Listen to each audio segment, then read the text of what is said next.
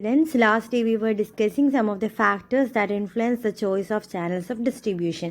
നമ്മളൊരു channels of distribution select ചെയ്യുമ്പോൾ എന്തെല്ലാം ഫാക്ടേഴ്സ് നോക്കിയിട്ട് വേണം ആ ഫാക്ടേഴ്സിനനുസരിച്ച് എങ്ങനെ വേണം നമ്മൾ ഓരോ ചാനൽസ് ഡിസൈഡ് ചെയ്യാൻ എന്നായിരുന്നു ഡിസ്കസ് ചെയ്തത്. So today we are moving on to the relevance of short channel of distribution. രണ്ട് രീതിയിലുണ്ട്. ഷോർട്ട് ചാനൽസ് ഓഫ് ഡിസ്ട്രിബ്യൂഷൻ ഉണ്ട്, ലോങ് ചാനൽസ് ഓഫ് ഡിസ്ട്രിബ്യൂഷൻ ഉണ്ട്. ഷോർട്ട് ചാനൽസ് എന്ന് വെച്ചാൽ ചെറുതായിരിക്കും, കുറച്ച് ആൾക്കാരെ ഇൻവോൾവ് ആവുള്ളൂ.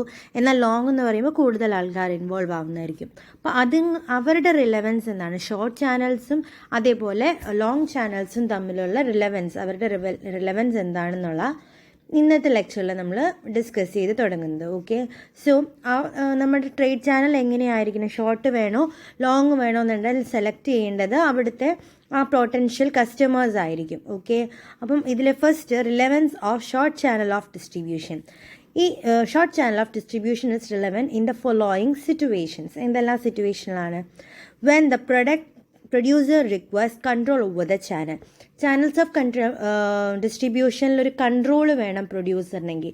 ഏതൊക്കെ രീതിയിലാണ് ഒരു പ്രൊഡക്റ്റ് അവരിൽ നിന്ന് കൺസ്യൂമർ വരെ എത്തുന്നത് എന്നുള്ളതിൻ്റെ അതിൻ്റെ ഒരു കൺട്രോൾ വേണം എന്ന് നമ്മുടെ പ്രൊഡ്യൂസറിനുണ്ടെങ്കിൽ they require to have a short channel of distribution. അവിടെ ചാനൽ ഓഫ് ഡിസ്ട്രിബ്യൂഷൻ ചെറുതായിരിക്കണം. വലിയ ചാനലാണെങ്കിൽ he will not be having any kind of control over this channels. Okay, that is the first thing. Then when the company has effective sales force നല്ല രീതിയിലുണ്ട്, അങ്ങനെയാണെങ്കിൽ they can have a short channel of distribution. Sales പേഴ്സണിൻ്റെ ഉള്ളിൽ, കമ്പനീൻ്റെ ഉള്ളിൽ തന്നെ നല്ലൊരു marketing ഡിപ്പാർട്ട്മെൻറ്റും അതിനനുസരിച്ചുള്ള കുറേ ഒഫീഷ്യൽസും അതിനുള്ള സെയിൽസ്മാനും എല്ലാം ഉണ്ട്. നമുക്ക് നല്ലൊരു സെയിൽസ് പേഴ്സൺ കമ്പനിക്കുള്ളിൽ തന്നെ ഉണ്ടെങ്കിൽ we don't want any other person to act as some kind of marketing ചെയ്യാൻ വേറൊരു ആൾക്കാരെ നമുക്ക് ആവശ്യമുണ്ടില്ല. അപ്പം നമുക്ക് ചെറിയ ചാനൽ ഓഫ് ഡിസ്ട്രിബ്യൂഷൻ ആണെങ്കിലും it will be proper, it will be effective. Okay, that is the second one. Third, when the product is difficult to sell and its price is low.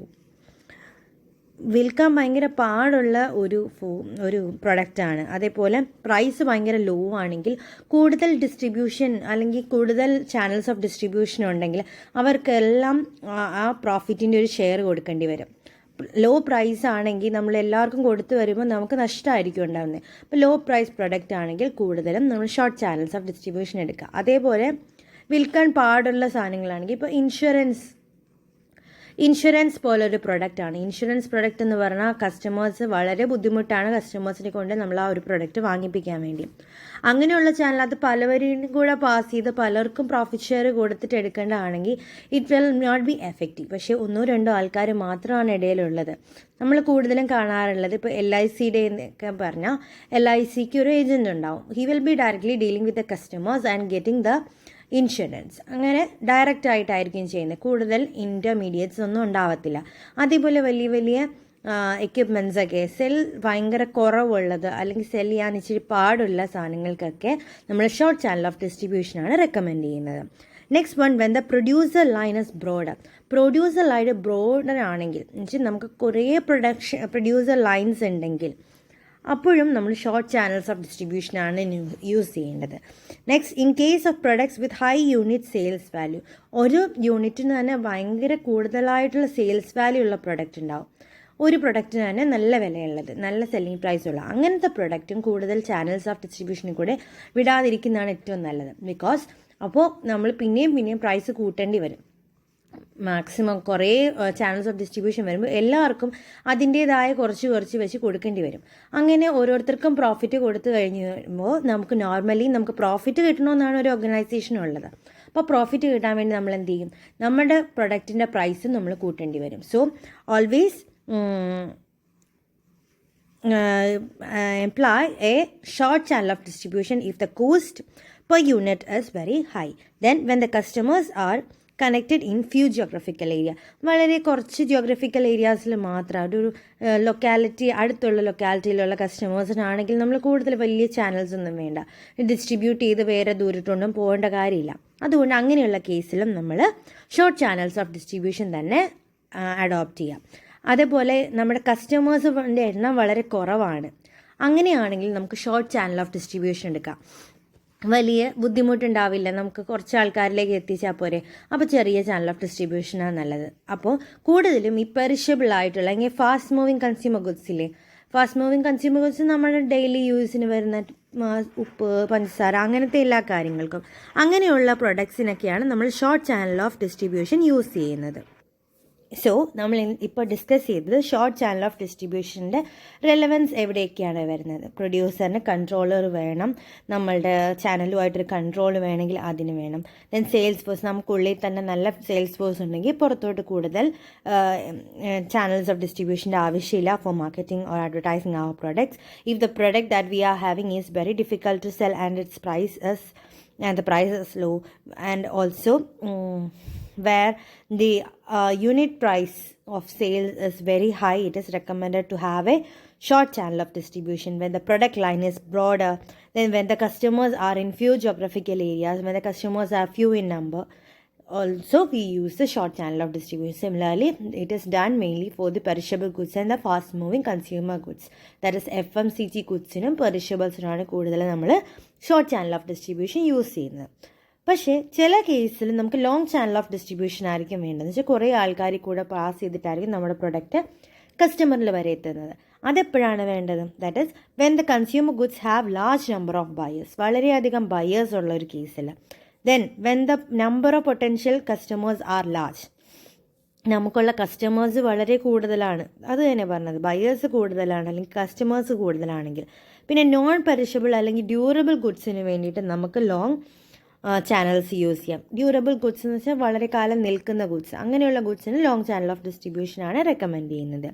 Then when customers are widely spread over the entire country ആയിട്ടാണ് നമ്മുടെ customers സ്പ്രെഡായി കിടക്കുന്നതെങ്കിലും we can use this long channel of distribution. Then when companies have limited number of sales force, നമ്മുടെ ഉള്ളിൽ sales ഫോഴ്സിൻ്റെ number കുറവാണ് അല്ലെങ്കിൽ marketing efforts നമുക്കുള്ളിൽ കുറവാണെങ്കിലും we can use this long channel of distribution to get marketed our products. നമ്മുടെ products നല്ലപോലെ market ആയി പോകാൻ വേണ്ടിയിട്ടാണ് നമ്മൾ പിന്നെ long channel of distribution use ചെയ്യുന്നത്. And next when the long channel will increase the volume of sales. Long channel ആയിരിക്കുമ്പോൾ normally sales കൂടും എന്ന് വെച്ചാൽ മിഡിൽ മെൻസിൻ്റെ സർവീസ് കൂടും. മിഡിൽ മെൻസ് കൂടുതൽ വർക്ക് ചെയ്യുമ്പോൾ നമ്മൾ നോർമലി സെയിൽസ് കൂടി വരുന്നുണ്ടാവും. പിന്നെ ഈ ലോ വാല്യൂ ആയിട്ടുള്ള സ്മോൾ അക്സസറി എക്യുപ്മെൻറ്റ്സ് അല്ലേ, അങ്ങനത്തെ പ്രൊഡക്ട്സിന് വേണ്ടിയിട്ടാണ് നമ്മൾ കൂടുതലായിട്ട് ലോങ് ചാനൽ ഓഫ് ഡിസ്ട്രിബ്യൂഷൻ ഉപയോഗിക്കുന്നത്. പിന്നെ നമ്മുടെ കസ്റ്റമേഴ്സ് വളരെ ദൂരെയുള്ള ജോഗ്രഫിക്കൽ ഏരിയാസിലാണെങ്കിൽ, പല ഏരിയാസിലുള്ള കസ്റ്റമേഴ്സ് നമ്മുടെ ടാർഗറ്റ് വൺസ് ആണെങ്കിൽ, അങ്ങനെയുള്ള കേസിലും നമ്മൾ ലോങ് ചാനൽ ഓഫ് ഡിസ്ട്രിബ്യൂഷൻ നമ്മുടെ customers widely spread over the entire country. In that case also we use this long channel of distribution. So in long channel, when the buyers are more or the customers are more, you use this long channel. And if they are located at far away locations also, it is favorable to have a long chain. Then for perishable, non-perishable and durable goods, we use this method. And also the companies will have, if the companies have the limited marketing efforts within the company, they want to use this middleman for the marketing of the products, and thereby it will increase the volume of sales. And also in case of low value products like the accessory equipments, we use this long channel of distribution. So today we have discussed the one, that is the long channel and short channels of distribution and their relevance in the business. Okay. Next we want to discuss the distribution intensity അല്ലെങ്കിൽ market coverage ആണ് ഇനി നമുക്ക് പഠിക്കേണ്ടത്. That is after a company has decided the general channels to be use, it has to decide on the number of middle men in each channel.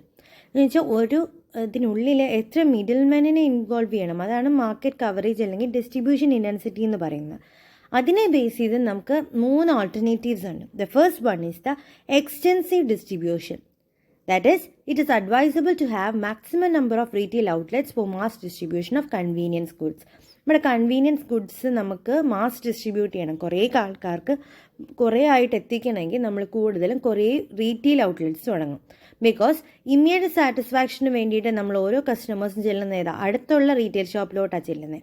അപ്പോൾ അവിടെ നമ്മുടെ product ഇല്ലെങ്കിൽ normally നമ്മൾ വാങ്ങാതിരിക്കും. And in that case normally products which are having low price, അതുപോലെ buying വളരെ frequent ആയ, for example soap അല്ലെങ്കിൽ പേസ്റ്റ്, ബ്രഷ്, അങ്ങനെയുള്ള ചെറിയ ചെറിയ അത്ര പ്രൈസില്ല പക്ഷേ ഫ്രീക്വൻ്റ് ആയിട്ട് ബൈ ചെയ്യേണ്ട സാധനങ്ങൾ അല്ലെങ്കിൽ എന്തെങ്കിലും അരിപ്പൊടി അങ്ങനത്തെ സാധനങ്ങളില്ലേ, ഗ്രോസറി ഐറ്റംസ്, ഇതെല്ലാമാണ് എക്സ്റ്റൻസീവ് ഡിസ്ട്രിബ്യൂഷൻ മെത്തേഡ്സിൽ യൂസ് ചെയ്യുന്ന products.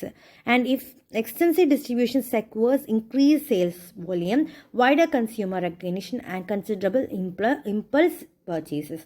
ഇങ്ങനെയുള്ള എക്സ്റ്റൻസീവ് ഡിസ്ട്രിബ്യൂഷനിൽ സംഭവിക്കുന്നതെന്ന് വെച്ചാൽ നോർമലി നമുക്ക് വോളിയം ഓഫ് സെയിൽസ് വളരെയധികം കൂട്ടാൻ പറ്റും. പക്ഷെ പല പല കുഞ്ഞു കുഞ്ഞു ഔട്ട്ലെറ്റ്സിലുകൾ, റീറ്റെയിൽ ഔട്ട്ലെറ്റ്സിലും അവൈലബിൾ ആകുമ്പോൾ കസ്റ്റമർ ചിലപ്പോൾ വന്ന് നമ്മളൊരു കടയിൽ പോയി കഴിഞ്ഞാൽ നമ്മൾ ഒരു സാധനം വാങ്ങാൻ പോയാലും ജസ്റ്റ് പിന്നെ വേറൊരു സാധനം കണ്ട് വാങ്ങാറുണ്ട്. അതിനെയാണ് നമ്മൾ ഇമ്പൾസ് പർച്ചേസ് എന്ന് പറയുന്നത്. ഇമ്പൾസ് പർച്ചേസ് നമ്മൾ കണ്ടിട്ട് അപ്പോൾ ഉണ്ടാകുന്ന നമ്മളുടെ ഒരു ഇമ്പൾസിൽ മാത്രമേ നമ്മൾ പർച്ചേസ് ചെയ്യാം, അല്ലാതെ നമ്മൾ പ്രീ ഡിറ്റർമിൻഡ് ആയിട്ട് പോയിട്ടല്ല. അപ്പം അങ്ങനെയുള്ള പർച്ചേസ്, അതുപോലെ കസ്റ്റമേഴ്സിന് ഒരു റെക്കഗ്നിഷൻ കിട്ടും, അവരൊരു സാറ്റിസ്ഫാക്ഷൻ കിട്ടും. ഇതെല്ലാമാണ് നമുക്ക് എക്സ്റ്റൻസീവ് ഡിസ്ട്രിബ്യൂഷനിൽ കാണാൻ പറ്റുന്നത്. അത് കൂടുതലും ഇതാണ് അഡ്വർടൈസ് ചെയ്യുന്നത്. നമ്മൾ കൂടുതൽ റീറ്റെയിൽ ഔട്ട്ലെറ്റ്സ് യൂസ് ചെയ്യുക for the mass distribution of these convenience goods like grocery items, brush, paste, soap and all. Okay, and always the price, if the price of the product that we want to sell is very low and the buying frequency is more, we need to use this extensive distribution of channels. Okay, that is the first alternative of a distribution intensity. Second one is the selective or limited distribution. That is when special services are needed. Special സർവീസസിൻ്റെ കേസിൽ നമ്മൾ selective ഡിസ്ട്രിബ്യൂഷനാണ് desirable ആണെന്ന് പറയുന്നത്. For example, ചില certain cosmetics to be sold through കെമിസ്റ്റുകൾ മാത്രം വിൽക്കുന്ന കുറച്ച് കോസ്മെറ്റിക്സ് ഉണ്ട്. ഫോർ എക്സാമ്പിൾ, ഇപ്പം നമുക്ക് ഡാൻഡ്രഫിൻ്റെ ഷാമ്പൂ ഒക്കെ തരുന്നത് കെമിസ്റ്റുകളായിരിക്കും. So but they are cosmetics also. സോ അങ്ങനെയുള്ള കേസിലാണ് സെലക്റ്റീവ് അല്ലെങ്കിൽ ലിമിറ്റഡ് ഡിസ്ട്രിബ്യൂഷൻ പറയുന്നത്. എന്ന് വെച്ചാൽ ചില ഔട്ട്ലെറ്റുകളിൽ മാത്രം അല്ലെങ്കിൽ ചില ഏരിയകളിൽ മാത്രമേ ഇതിൻ്റെ ഔട്ട്ലെറ്റ്സ് ഉണ്ടാവത്തുള്ളൂ. And we have limited number of middle men. They can spend more on sales promotion and offer maximum cooperation. നമുക്ക് കുറച്ച് മിഡിൽ മെന്നേ ഉണ്ടാവുള്ളൂ, അപ്പോൾ അവർക്ക് മാക്സിമം സെയിൽസ് പ്രൊമോഷന് വേണ്ടി കൊടുക്കാം, മാക്സിമം കോർപ്പറേഷന് കമ്പനി പ്രൊമോഷൻ ക്യാമ്പയിൻസിലൂടെ ചെയ്യും. ഇങ്ങനെയുള്ള ഡിസ്ട്രിബ്യൂഷൻ എപ്പോഴും കൂടുതൽ പ്രോഫിറ്റബിൾ ആയിരിക്കും if the product has a long useful life and the brand name is established. In case if the brand name of the product is established and the product is having long useful life, it is beneficial or it is profitable to have this selective or limited distribution.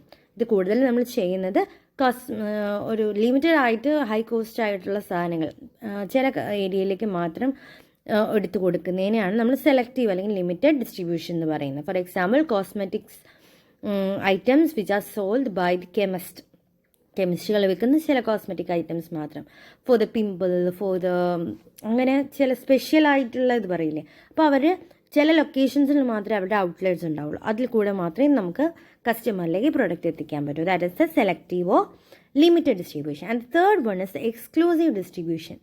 That is when the final buyers do not need any product, service, mass or extensive distribution is adopted. Okay, if the amount of product service expected by the final buyers is considerable, extensive distribution is preferable. Here we have one wholesaler or one retailer for the given market. നമുക്ക് ഒരു ഹോൾസെയിലറോ ഒരു റീറ്റെയിലറോ ഉണ്ടാവുള്ളൂ അങ്ങനെ മാർക്കറ്റിൽ. Similarly, if the brand has not only brand preference but also brand insistence and the consumers refuse to accept the rival products, നമ്മുടെ product മാത്രമേ customers വാങ്ങത്തുള്ളൂ, they have higher confidence in അവർ പ്രൊഡക്റ്റ്, നമ്മൾ അവിടെ വേറൊരു ആൾക്കാരെ ഒരു കോമ്പറ്റീറ്ററെ നോക്കി പോവില്ല എന്ന് ഉറപ്പുണ്ടെങ്കിൽ മാത്രമാണ് എക്സ്ക്ലൂസീവ് ഡിസ്ട്രിബ്യൂഷൻ സിസ്റ്റം അല്ലെങ്കിൽ സെലക്റ്റീവ് ഡിസ്ട്രിബ്യൂഷൻ നമ്മൾ ഫീസിബിൾ ആക്കുന്നത്. It creates a sole agency, ഒരു സോൾ ഡിസ്ട്രിബ്യൂഷന് പിന്നെ ഗിവൺ മാർക്കറ്റ് ഏരിയ, അവർ മാത്രമേ ഉള്ളൂ എന്നത് ആണ് ഈ എക്സ്ക്ലൂസീവ് ഡിസ്ട്രിബ്യൂഷൻ്റെ ഇത് വരുന്നത്. ഫോർ എക്സാമ്പിൾ, ഇപ്പോൾ ഇലക്ട്രിസിറ്റി അതുപോലെ മോണോപ്പൊളി ആയിട്ട് വർക്ക് ചെയ്യുന്ന കുറേ ഫേംസ് ഉണ്ടാവും, അവർ മാത്രമേ ആ പ്രൊഡക്റ്റ് തരുന്നുള്ളൂ. If they are only providing us that good, അവർ കൂടുതൽ മാർക്കറ്റിംഗ് എഫേർട്സോ പ്രൊമോഷനോ ഒന്നും ചെയ്യേണ്ടി വരത്തില്ല. Customers will reach them in any case, എന്തുണ്ടായാലും അവരിലേക്ക് എത്തും. അപ്പോൾ അങ്ങനെയുള്ള കാര്യത്തിൽ നമുക്ക് കൂടുതൽ മിഡിൽമെൻ്റെ ഒന്നും ആവശ്യം ഉണ്ടാകത്തില്ല. That is a third type of, or the third one of distribution intensity. Okay, so we have discussed the three alternatives of the distribution intensity, like extensive distribution, selective or limited distribution, and the exclusive distribution. Okay, next we want to study the channel intermediaries. Channel intermediaries ആരാണെന്നും അവരുടെ functions എന്താണെന്നാണ് ഇനി നമ്മൾ പഠിക്കേണ്ടത്. That is channel intermediaries are simply the entities that facilitate one or more step in the production flow channel and perform transactional logistics and facilitating function required by the manufacturer. Channel intermediates എന്ന് വെച്ചാൽ അവർ entities ആയിരിക്കും. അവർ കുറച്ച് steps മാത്രം, കുറച്ച് കാര്യങ്ങൾ മാത്രം product ഫ്ലോയിൽ ചെയ്യും.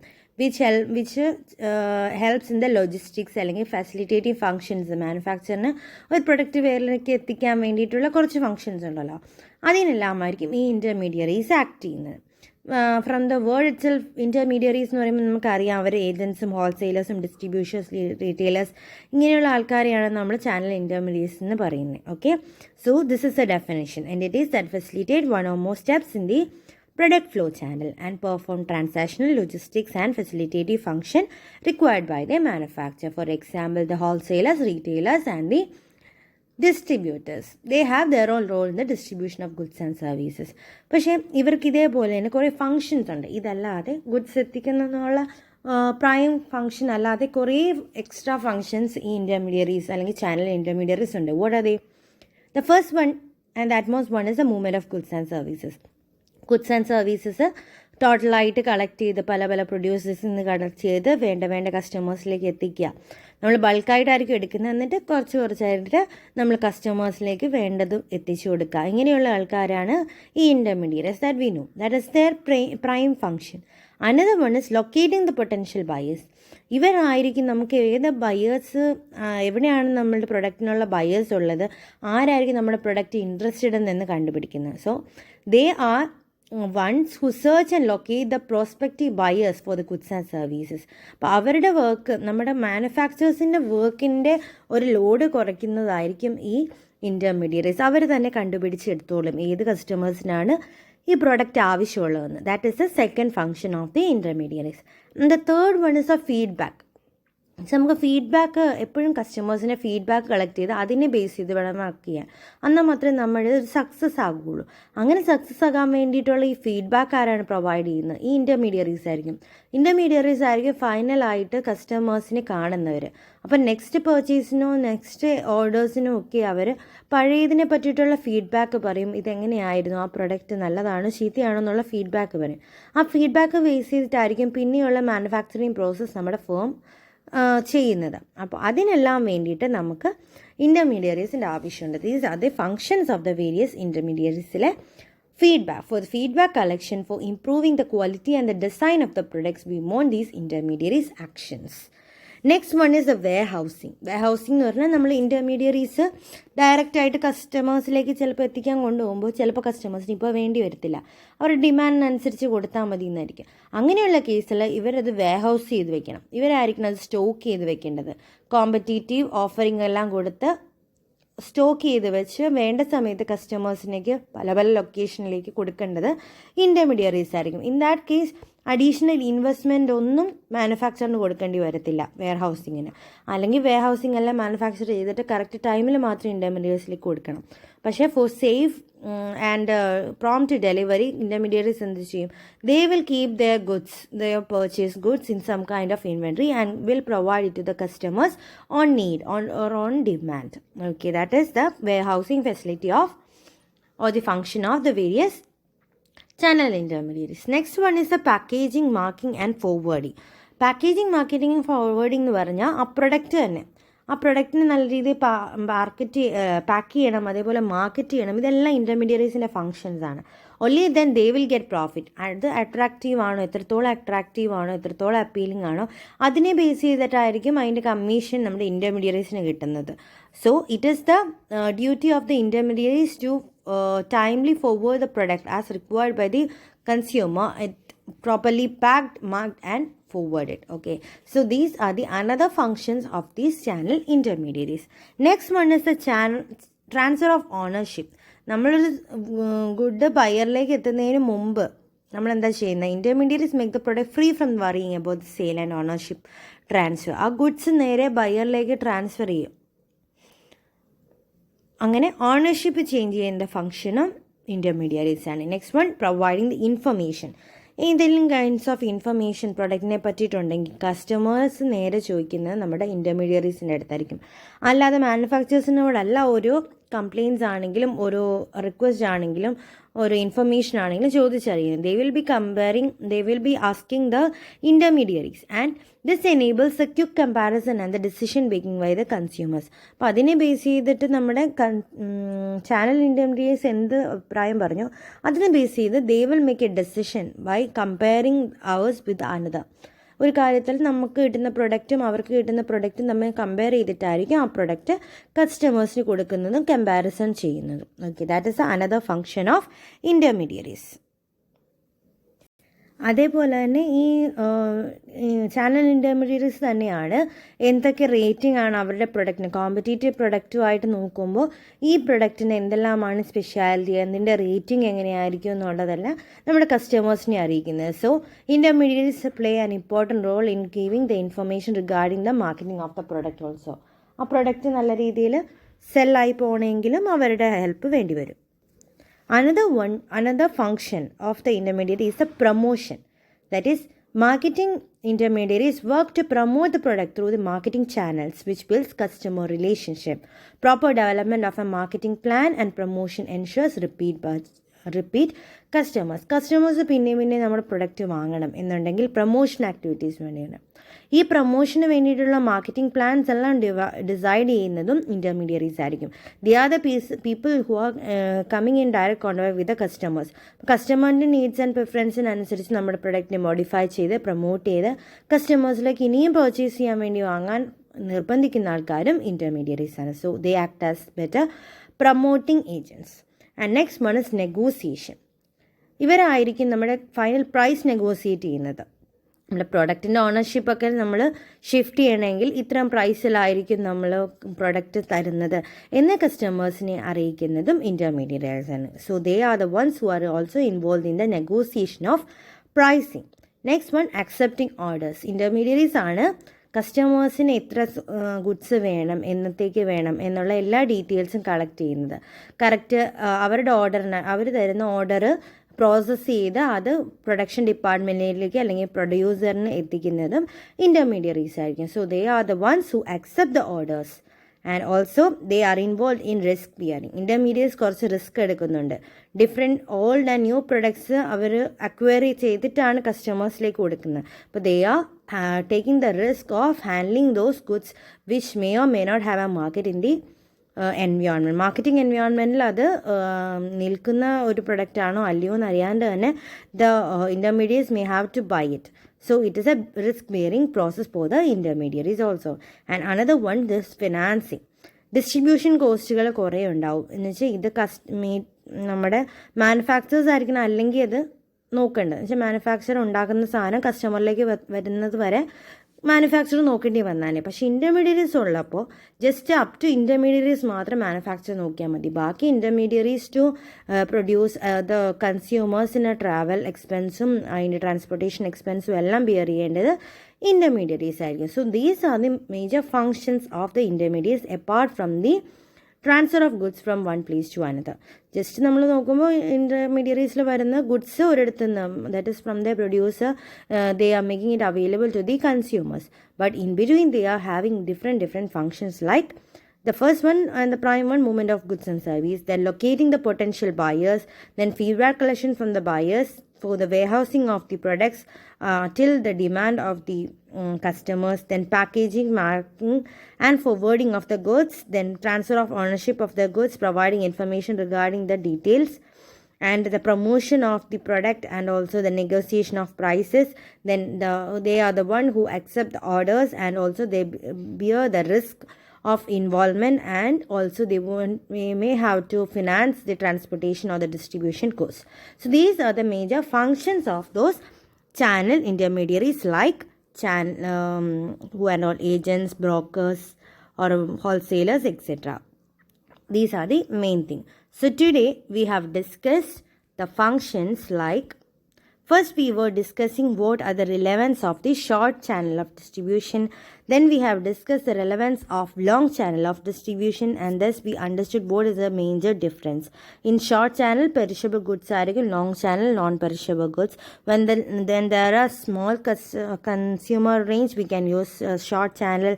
When it is a large number of consumer buyers, long channel.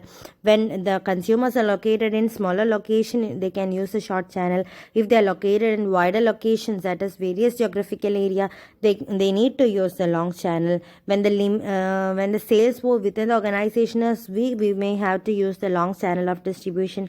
When we are having effective sales for within the system, we may have only small channel of distribution, and it both increases the sales of volume. These are the major relevance and the difference between the long channel of distribution and the short channel. Then we have discussed the three distribution intensity, that is the market coverage approaches, like extensive distribution, or the alternatives like extensive distribution, selective or limited distribution, exclusive distribution. Extensive means when the price is very low and the buying is very frequent, we will be using that. When some are only given in a smaller geographical area, it is called as selective or limited. When the customers will reach up to the producer because there is only one or the sole distribution ship, അങ്ങനെയാണെങ്കിൽ അതിനെ exclusive distribution എന്ന് പറയും. Then we have discussed who are the channel intermediaries and what are their major function apart from the movement of goods and services. So with this we can end today's lecture, for which you may have to give a short note on the distribution intensity, the three types, like three alternatives of distribution intensity. Otherwise you can give the voice note of the same. Okay, so we can meet in the next lecture with the functions of the wholesalers and retailers and also. For today I am ending my session. If you have any doubts, just message me. Okay, so thank you.